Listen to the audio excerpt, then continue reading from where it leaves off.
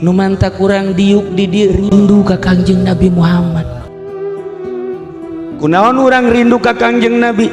Di hati urang kabehan aya percikan Kangjeng Nabi. Bahkan lain sekedar percikan Kangjeng Nabi, di setiap umat manusia ulah pun anu iman ka Allah, nu kafir, nu musyrik, nu munafik, aya percikan ilahi. Ulah disangka lamun presiden Amerika percikan ilahian, Donald Trump aya percikan ilahian, Jokowi aya percikan ilahian,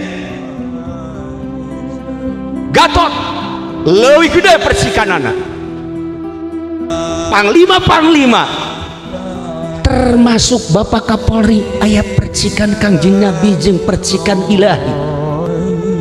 Lantas kenapa tidak kelihatan? Teu disingkapkeun, teu disingkapkeun.